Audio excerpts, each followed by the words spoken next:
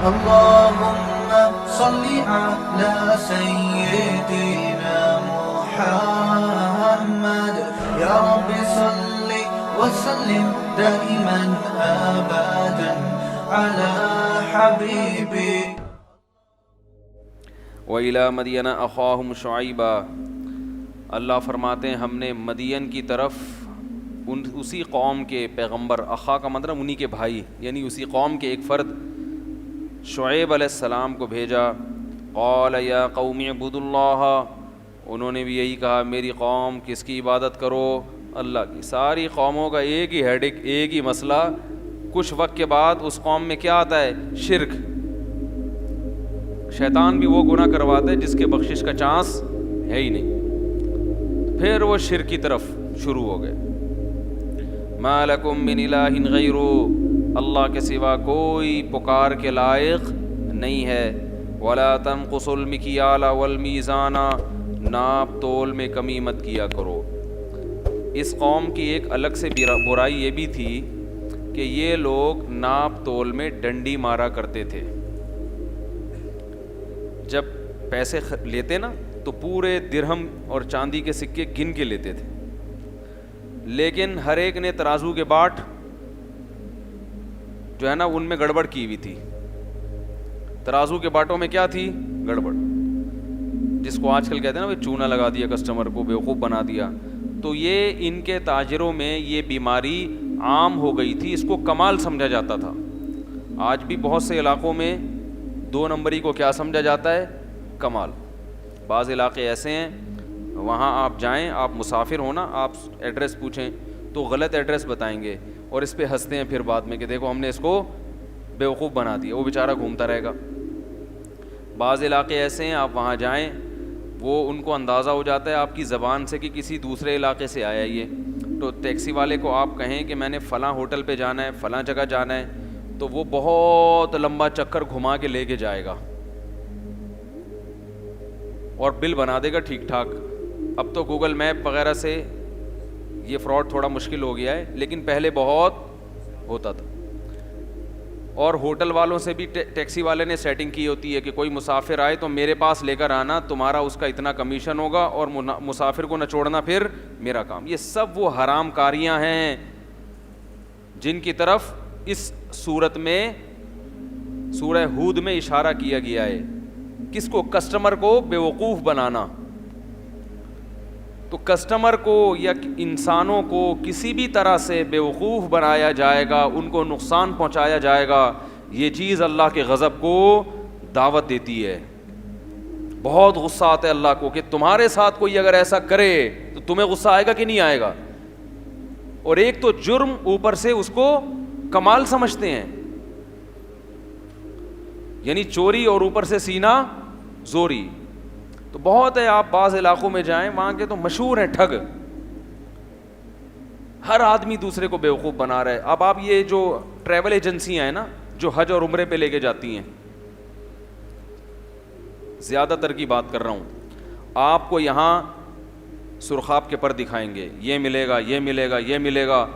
آپ نے پیسے جمع کرائے، جب آپ وہاں گئے آپ کو وہ سہولتیں نہیں مل رہی، آپ لڑتے ہیں، تو آپ کو کیا کہتے ہیں کہ حاجی کے لیے اور عمرہ کرنے والے کے لیے غصہ حرام ہے. فلا رفث ولا فسوق ولا جدال فی الحج، حج عمرے میں غصہ نہیں ہے. یہ جہنم میں انشاءاللہ الٹے لٹکے ہوئے ہوں گے. اللہ کی رحمت سے پوری امید ہے کہ تم ان لوگوں کے ساتھ زیادتی کر رہے ہو جن کو حج عمرے پہ لے کے جا رہے ہو، اور تمہیں بھی تو اللہ نے کہا ہے کہ معاملات میں 2 نمبری مت کرو. اور یاد رکھو کبھی اگر فری میں عمرہ کا کوئی پیکج آئے نا تو اللہ کا واسطہ کبھی نہ کرنا.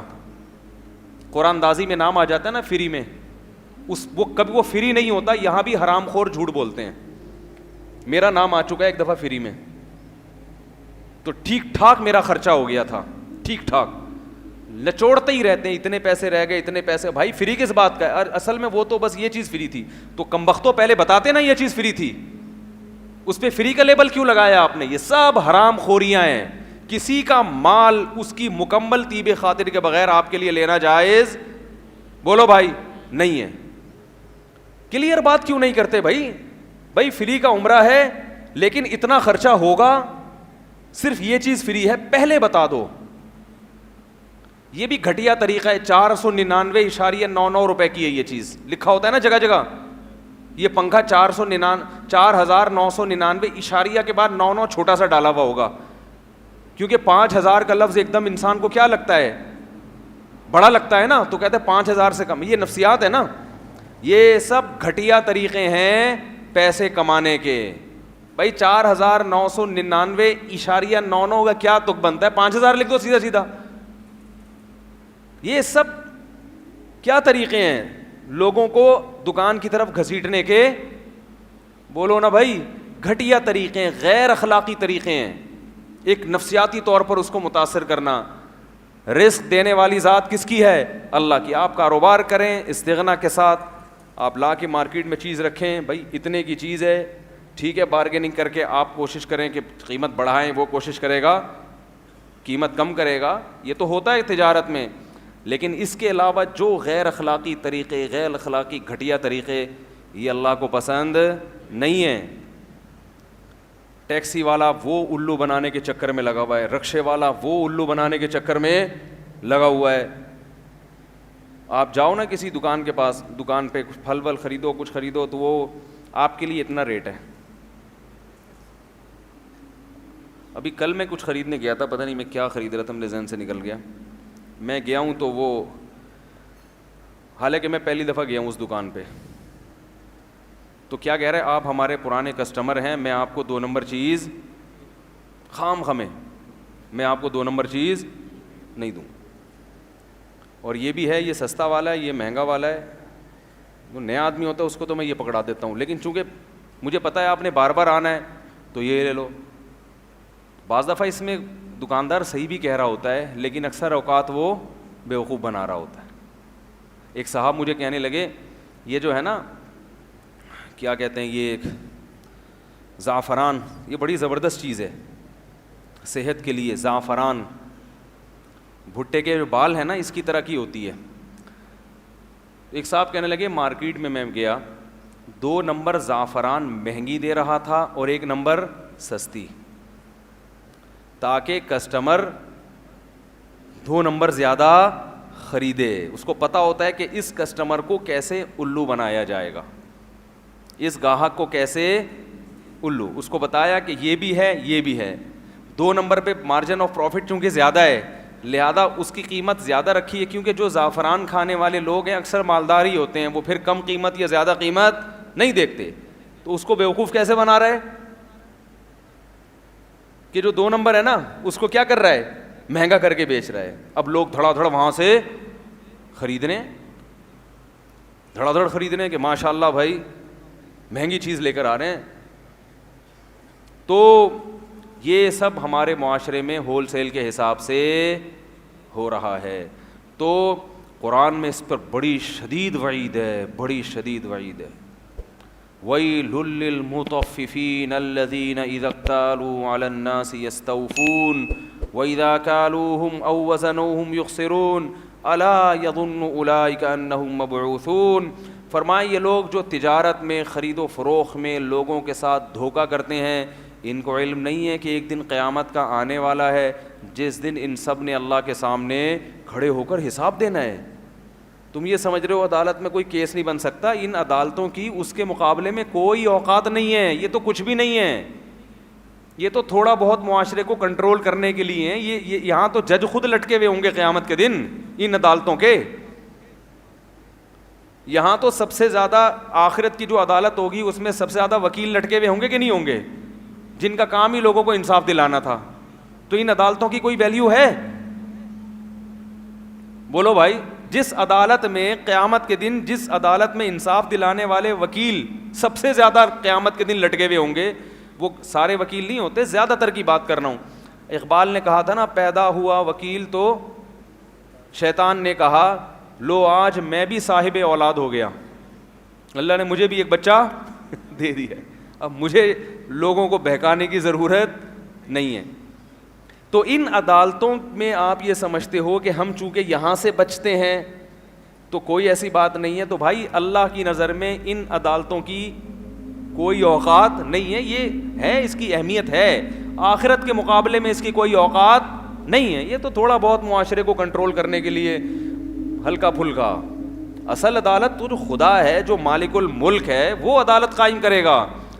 تو اللہ کہتے ہیں الا یظن اولئک انہم مبعوثون, ان کو پتہ ہی نہیں ہے کہ ایک دن قیامت کے دن اللہ کے سامنے لوگوں نے کھڑے ہو کر حساب دینا ہے. ویل, تباہی ہے ان کے لیے, برباد ہو جائیں گے یہ. تو اللہ کو بڑا غضب آتا ہے. ایک بات خوب یاد رکھو, ہم لوگ جرم کی نوعیت جو دیکھتے ہیں نا, وہ اس حساب سے دیکھتے ہیں کہ اس جرم سے سامنے والے کو کتنا نقصان ہو رہا ہے, لہذا اس کی سزا اتنی ہونی چاہیے. یہ دنیا کا اصول ہے, آخرت کا یہ نہیں ہے. بات آ رہی ہے سمجھ میں؟ مثال کے طور پر ہم نے کسی کو ٹھگا, بیوقوف بنایا, لاکھ روپے کی چیز اس کو جاپان کی, میڈ ان جاپان کہہ کے 1.5 لاکھ کی بھیج دی, 50,000 کا بیوقوف بنایا نا ہم نے اس کو. تو دنیا میں جب کیس چلے گا تو سزا کتنی ہوگی؟ 50,000 کا جرمانہ آئے گا. بھائی آپ نے جھوٹ کتنا بولا ہے؟ 50. لیکن آخرت میں ایسا نہیں ہے.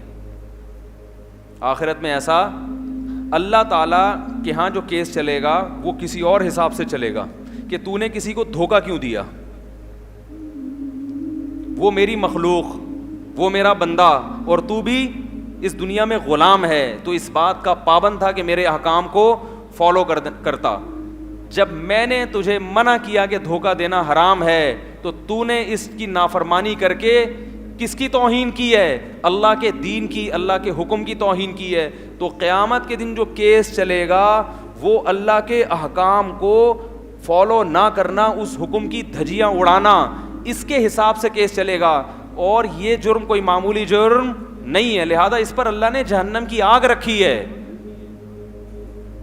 کیونکہ کیس کی جو نوعیت ہے نا وہ مختلف اعتبار سے کیا ہوتی ہے, وہ بدل جاتی ہے. آپ اپنے باپ کو منع کر دیں کہ میں آپ کی خدمت نہیں کروں گا, اور آپ ایک دوسرے آدمی کو منع, باس کو منع کر دیں, تو جرم تو ایک ہی جیسا ہے, مگر دونوں کی نوعیت میں فرق. ایک باپ کی نافرمانی کہلائے گی اور ایک باس کی نافرمانی کہلائے گی. تو یاد رکھو, اسی طرح دنیا میں جو کیس چلتا ہے وہ اس پر کہ اس نے ایک ملک تھا, اس کی اسٹیٹ کے حکم کو توڑا ہے یا کسی انسان کو نقصان پہنچایا ہے. لیکن آخرت میں جو کیس چلے گا وہ اس بیس پر کہ اس نے اس کائنات کو پیدا کرنے والا رب, جس نے اس کو کھلایا پلایا جوان کیا, تمام نعمتیں عطا کی, اس نے اپنے اس محسن کی بات نہیں مانی. جیسے باپ اپنے بیٹے سے کہتا ہے کہ بیٹا دیکھ, یہ تیرا دوسرا بھائی ہے نا, تو اس کے ساتھ ناانصافی نہ کرنا. اب آپ نے ناانصافی کی تو باپ 2 تانے دے گا. ایک تو یہ کہ تو نے اپنے بھائی کے ساتھ ناانصافی کی, دوسرا یہ کہ میں تیرا باپ تھا, میں نے تجھے منع بھی کیا تھا, تو نے میرا بھی دل دکھایا ہے. تو یہاں جرم کی نوعیت, بولو نا بھائی, بڑھ جائے گی. تو اللہ کو غصہ آتا ہے کہ میں تمہیں کھلاتا ہوں پلاتا ہوں, سب کے پیٹ بھرے ہوئے ہیں اور کمبختوں کی توندیں تک نکلی ہوئی ہیں, اتنا کھا رہے ہیں یہ, اور پھر لوگوں کو ٹھگ رہے ہو تم کہ پیسہ نہیں ہے, غربت نہیں ہے, آج کل 2 نمبری کے بغیر چلتا ہی نہیں ہے. کیسا اللہ تعالیٰ ایک چیز سے بچائے, ناشکری سے. میں آپ کو صحیح بات بتاؤں, بڑے بول سے اللہ بچائے. میں جب ٹوٹا پھوٹا دین کی طرف آیا نا, مدرسے کی طرف, تو اسباب اور وسائل ختم, لیکن دل میں ایسا استغنا پیدا ہوا کہ مجھے ایسا لگتا تھا مجھ سے بڑا سیٹھ دنیا میں کوئی ہے ہی نہیں. اور میں لوگوں کو دیکھتا تھا کہ یار ان کے پاس وسائل بہت ہیں مگر دل نہیں, ہر وقت ایسے چہرے پہ مرجھائے ہوئے جیسے ان کو قحط میں پڑے ہوئے ہیں یہ. تو میں اللہ سے شکر ادا کرتا تھا کہ اللہ ہمارے پاس کچھ بھی نہیں ہے مگر ایسا لگتا ہے کہ سب کچھ, یعنی لوگوں کے لحاظ سے بات کر رہا ہوں, لیکن الحمدللہ سب کچھ ہی ہے ہمارے پاس. لوگوں کے حالات دیکھو تو غم, ٹینشن, پریشانی. بھائی تمہارے پاس تو ہم سے کروڑا گنا زیادہ ہے, کیا ہو گیا؟ تو پتہ یہ چلتا ہے کہ یہ عذاب ہے اللہ کا, جو کہاں نازل ہوتا ہے؟ دل پر. اللہ کی نافرمانی کرنے سے جو عذاب آتا ہے نا, جب اللہ کو بھلا دو گے. قرآن جگہ جگہ کہتا ہے نسوا اللہ فانساہم انفسہم, انہوں نے اللہ کو بھلا دیا, اللہ نے ان کو ان کا آپ بھلا دیا. یعنی ان کو خود اپنا ہوش اب نہیں ہے کہ کس چیز میں سکون ہے اور کس چیز میں بے سکونی. تو اس لیے میرے بھائی, دنیا کی لالچ, ایماندار بننا اس وقت تک ممکن نہیں ہے جب تک دل میں دنیا کی محبت ختم نہیں ہوتی. آپ چاہتے ہو کہ لالچ رہے لیکن ایمانداری سے چلوں, پھر نہیں ہو سکتا. پھر آپ یہی کہو گے یار کیسے. بھائی غریب بننے پر دل سے راضی ہو جاؤ. کیا ہو جاؤ؟ پیسہ کماؤ لیکن غربت کے لیے ہر وقت تیار رہو ذہنی طور پر. غریب بن گئے تو کچھ بھی نقصان نہیں ہے. مسافر خانہ ہے, رکشہ چلائیں گے, ریڑھی لگائیں گے, ٹماٹر بیچیں گے, کیا ہو جائے گا یار؟ کیا ہو جائے گا بھائی؟ حالانکہ ایسا ہوتا نہیں ہے. ایمانداری سے چلو گے نا, تھوڑی آزمائش آتی ہے, اللہ پھر نواز دیتا ہے. ایک مثال دے رہا ہوں, ذہنی طور پر ٹماٹر کے لیے تیار رہو, کوئی بات نہیں ٹماٹر بیچیں گے. لوگ کیا کہیں گے؟ یار تو ایسا آدمی تھا, تو ٹماٹر کے قابل تو نہیں تھا. آپ بولیں تھا, اب نہیں ہوں, ختم ہو گئی بات. پہلے تھا میں ایسا, اب کیا ہوں, اب میری یہی اوقات ہے. تو نے اکھاڑنا ہے تو کچھ اکھاڑ لے ہیں تو نے کچھ اکھاڑنا ہے تو اکھاڑ لے, تیرا کیا جا رہا ہے. اب یہ کہ اس کی عزت ہوگی, آپ کی عزت نہیں ہوگی, تو کوئی مسئلہ نہیں ہے بھائی. تھوڑے دنوں میں مر جائے گا تو اس کی بھی نہیں ہوگی اور پھر آپ کی بھی نہیں ہوگی. مسافر خانہ ہے, ٹماٹر والا بھی قبرستان جاتا ہے اور چیف آف آرمی اسٹاف بھی کہاں جاتا ہے میرے بھائی. قبر میں جانے کے بعد پتہ چلتا ہے, قبر کھود کے دیکھو تو یہ ٹماٹر والے کی قبر تھی, یا یہ کوئی بہت بڑے کوئی وزیر اعظم کی قبر تھی, پتہ چلتا ہے. دنیا ہے, مسافر خانہ ہے, دل لگانے کی جگہ نہیں ہے. تو جب تک یہ سوچ نہیں بنے گی نا, انصاف نہیں ہو سکتا, انصاف نہیں ہو سکتا. تو شعیب علیہ السلام قوم کو سمجھا کے تھک گئے کہ ناپ تول میں کمی مت کرو, تجارت ایمانداری سے کرو.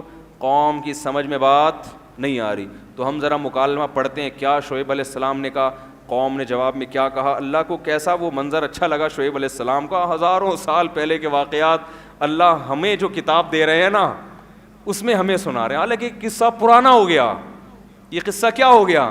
پرانا. وہ قوم بھی چلی گئی, اس کی باقیات بھی نہیں ہے, کوئی اولاد بھی نہیں ہے جو کہیں کہ ہمارے باپ دادوں کے قصے سنا رہے ہیں, سب فنش. لیکن اللہ ہمیں سنا بھی رہے ہیں, اور ان قصوں کو, واقعوں کو اللہ نے محفوظ بھی کر لیا.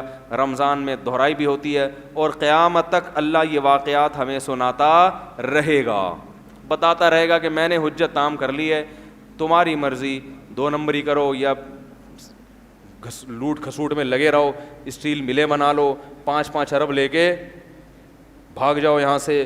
خون, آج کوئی بتا رہا تھا ماشاء اللہ ایک سیاسی جماعت کے بارے میں کہ زکوٰۃ کی جو رقمیں کٹتی ہیں نا بینکوں سے, کروڑوں روپے ماشاء اللہ طبیعت کے ساتھ وہ ہمارے سیاستدان الحمدللہ کھاتے ہیں. تو یاد رکھو, ان سیاستدانوں پہ افسوس نہ کیا کرو کہ یار 1 کروڑ روپے زکوٰۃ کے کھا گئے. افسوس نہیں کیا کرو, بلکہ ترس کھایا کرو. کیا کھایا کرو؟ ترس. کہ دنیا کے چند ٹکے کھانے کے بعد کر کیا رہے ہیں؟ اپنی آخرت کو برباد. نوح علیہ السلام کہتے تھے نا, ان تسخروا منا, تم مذاق اڑا لو ہمارا, فإنا نسخر منکم, ان قریب ہم مذاق اڑائیں گے تمہارا. کہ اتنی موٹی سی بات تھی, وہ تمہاری سمجھ میں نہیں آئی. تو یہ ترس کھانے کی, وہ 1 کروڑ کھا گیا, وہ 2 کروڑ کھا گیا. ہاں غصہ اس پر آتا ہے کہ جن غریبوں کا نوالا کھینچا ہے نا, ان کی حالت جب دیکھتا ہے انسان, کتنی غربت ہے. بعض علاقوں میں بڑی غربت ہے اب بھی. بہت سے لوگ ہیں جن کیسے وہ بیچارے پھر رہے ہوتے ہیں محنت مزدوری کر کے, اور کیسے دہاڑیاں کما کے گھر لے جا کے, ان کو گوشت کھانا نصیب نہیں ہو رہا, اور وہ زکاتیں کون کھا رہے ہیں؟ ایک سیاسی جماعت ہے, زکوٰۃ کھانے میں ورلڈ ریکارڈ قائم کیا ماشاء اللہ اس نے, طبیعت سے کھاتی ہے.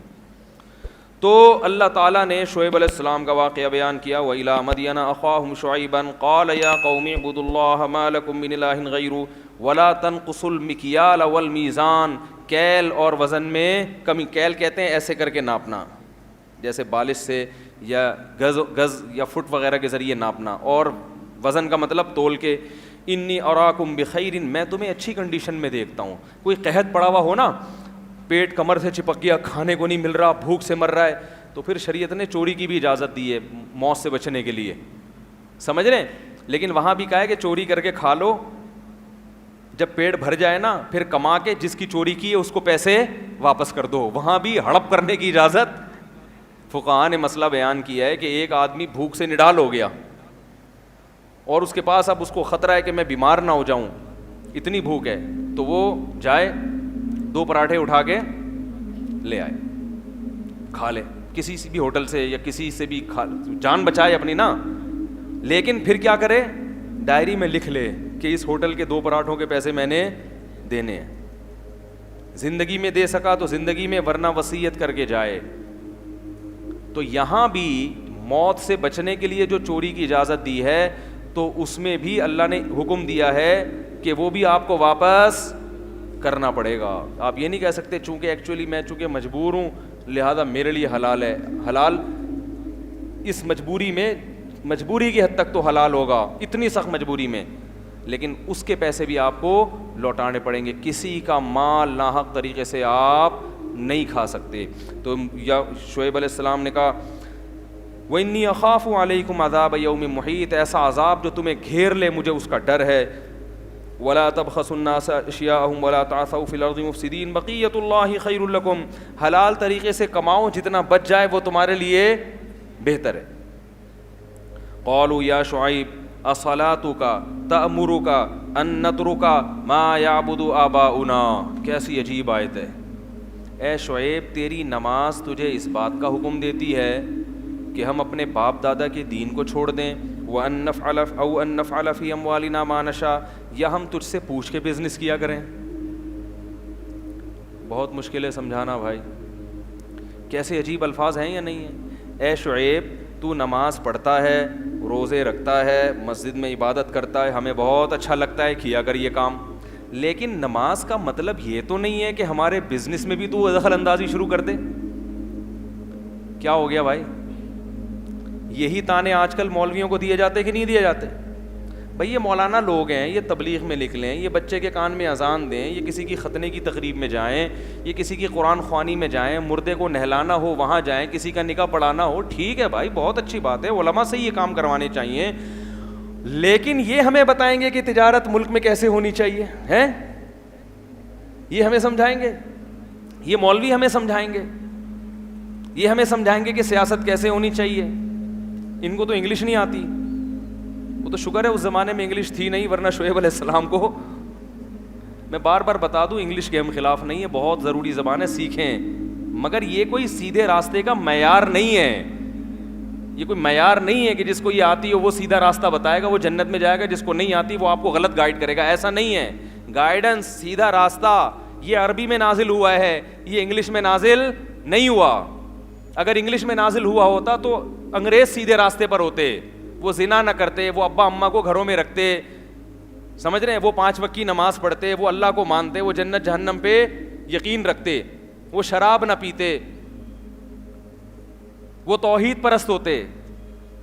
تو سیدھے راستے میں صرف یہ نہیں ہے ملک سے محبت یا اچھے اخلاق، اور بہت ساری چیزیں. سب سے پہلے تو عقیدہ ہے سیدھے راستے میں کہ آپ کا اللہ کے بارے میں کانسیپٹ کیا ہے، نظریہ کیا ہے اللہ کے بارے میں، اس کو بھی مانتے ہو کہ نہیں مانتے. تو شعیب علیہ السلام کو کیا کہہ رہے ہیں کہ آپ کی نماز آپ کو حکم دیتی ہے کہ آپ ہمارے بزنس میں کیا کریں، دخل انداز. آپ ہمیں بتائیں گے کہ بزنس، آج بھی بہت سے میں نے لوگ دیکھے ہیں علماء سے تعلق ہوتا ہے، تاجر ہوتے ہیں، بڑی عقیدت بڑی محبت، ان کو حج پہ بھی لے کے جا رہے ہیں، عمرے پہ بھی لے کے جا رہے ہیں، مگر تجارت کے مسائل ان علماء سے نہیں پوچھتے. وہ کہتے ہیں ہمارا معاملہ ہے، ہمیں پتہ ہے کیسے کس کو ٹوپی کرانی ہے، کس کو چونا لگانا ہے، یہ آپ کا کام نہیں، اس میں آپ دخل اندازی نہ. تو او ان نفعل فی اموالنا ما نشاء انک لانت الحلیم الرشید، آپ تو بڑے بردبار اور نیک بندے ہیں. یعنی یہ تانا دیا انہوں نے کہ آپ تو کچھ زیادہ ہی نیک بننے کی کوشش کر. اتنی آج ماں باپ بھی تو بچے کو کہتے ہیں بھائی نماز پڑھو. مولوی صاحب ہمارے بچے کو اتنا دیندار بنا دیں کہ نماز روزے پہ آ جائے، تھوڑا ابا اماں کی فرما برداری سیکھ لے، اس سے آگے جانے کی بچے کو بھی اجازت. اگر بچہ یہ کہنا شروع کر دے نا ابا میں 20 سال کا ہو گیا، مجھے شریعت نے حق دیا ہے کہ میں شادی کر سکتا ہوں، تو پھر ماں باپ کیا کہتے ہیں آپ تو بچے کو کیا بنا رہے ہو، بولو بھائی باغی بنا رہے ہو. تو اس کا مطلب ہے کہ بچے کو آپ اتنا اسلام سکھانا چاہتے ہو کہ وہ آپ کے حقوق سیکھ جائے، خدا کے حقوق وہ نہ سیکھے، اور اپنے حقوق کیا ہیں یہ بھی اس کا بھی اس کو نہ پتا ہو. بھائی یہ تو اپنا بھی حق ہے نا، نہ اپنے حقوق کا پتا ہو نہ اللہ اس کے رسول کے، صرف ابا کا اور صرف اماں کا. اس سوچ کا نتیجہ یہ نکلتا ہے کہ بچے کو صرف اپنے حقوق پتہ چلتے ہیں، ابا اماں کے بھی وہ نہیں مانتا. کیونکہ اگر وہ اسلام کو فالو کرے گا تو پورے اسلام کو کرے گا، نہیں کرے گا تو کہے گا جہاں جب اللہ کے نہیں ہے تو ابا کے کہاں سے ہو گئے، یہ ابا کس نے دیے ہمیں. بھائی آپ لوگ تو ایسے لگ رہے ہو کہ مجھے بالکل پھیکے پھیکے لگ رہے ہو یار آپ لوگ آج. تو یہ ابا کس نے دیے ہیں، تو اپنے بچوں کو اللہ اس کا رسول سکھایا کرو, بلکہ ان کو یہ سکھاؤ بیٹا اللہ کے حکم کے مقابلے میں میری کوئی حیثیت نہیں ہے, میرے حکم کی بھی دھجیاں اڑا دینا. یہ ٹریننگ کرو بچوں کی. ان کو بولو کہ بیٹا مجھے یاد ہے کہ جمعے کی نماز اذان ہو گئی تھی ایک دفعہ, بچپن کا واقعہ ہے. تو میرے والد صاحب نے مجھے کہا کہ روٹیاں لے کر آؤ نا. میں نے کہا والد صاحب سے کہ جمعے کی اذان ہو گئی ہے اور اذان کے بعد خرید و فروخت منع ہے.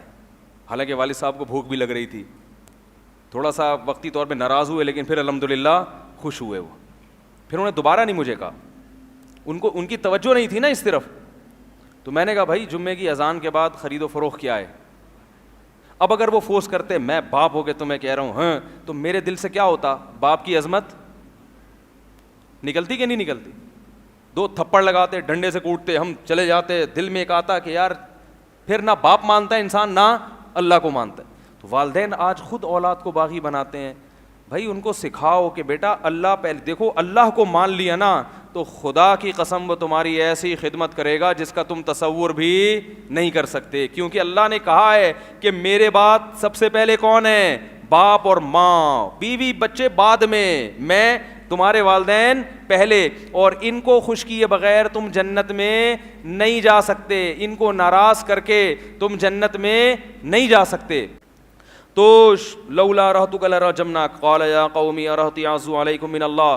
شعیب علیہ السلام نے کہا میرے قبیلے کی وجہ سے مجھے چھوڑا ہوا ہے. اس میں بھی یہ نہیں کہ اللہ کی وجہ سے چھوڑا ہوا ہے, کہ آپ باتیں کس کی کر رہے ہو, اللہ کی, کہیں اللہ عذاب نہ دے دے. اس اللہ کی اتنی بھی ویلیو نہیں ہے کہ جس اللہ کی طرف بلا رہا ہوں اس کی وجہ سے مجھے چھوڑ دو. یہاں بھی کس کا واسطہ دے رہے ہو, قبیلے کا. اور پھر کہنے لگے یا قوم اعملوا علی مکانتکم انی عامل, میں بھی عمل کر رہا ہوں تم بھی کرو. فسوف تعلمون, سوف تعلمون, پتہ چل جائے گا. ولما جاء امرنا, اللہ فرماتے ہیں کچھ وقت کے بعد ہمارا عذاب آیا. نجینا شعیبا, ہم نے شعیب کو بچایا اور وہ لوگ جو شعیب علیہ السلام کے ساتھ تھے.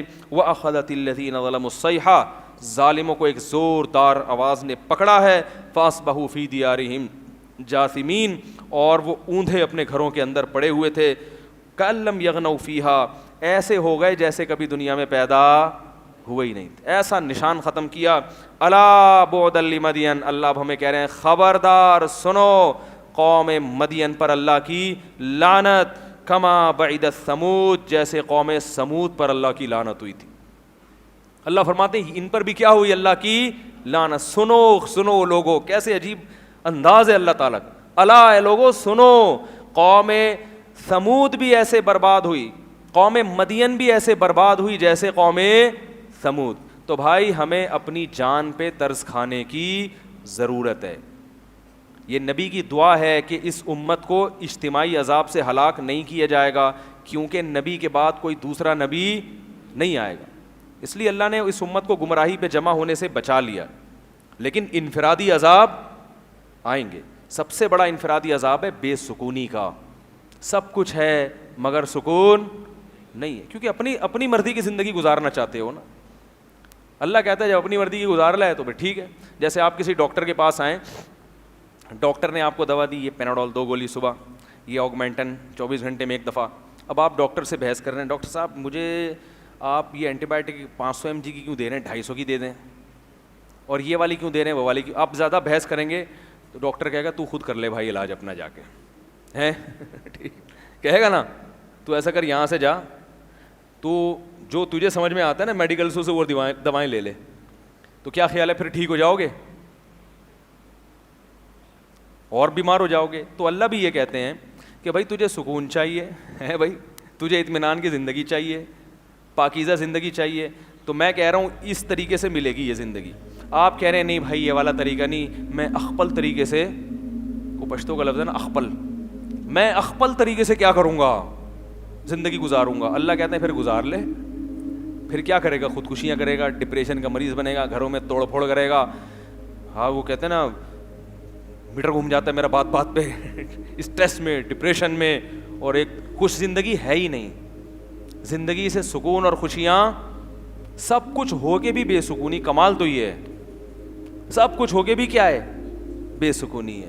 تو یہی ہے کہ جب اخپل طریقے سے زندگی گزارو گے تو اللہ کہے گا پھر گزار لو. اور دیکھ لو تمہیں سکون ملتا ہے یا نہیں ملتا. لیکن پھر اتنا گمراہی کے دلدل میں چلتے چلے جاؤ گے کہ پھر واپسی کا آپشن ختم ہو جائے گا. تو بہتر ہے اس سے پہلے ہم آ جائیں. اللہ تعالیٰ ہم سب کو سمجھنے کی عمل کی توفیق عطا فرمائے. وقت بہت زیادہ ہو گیا ہے, یہ پرچیاں پھر کل دے دینا. سبحانک اللہ.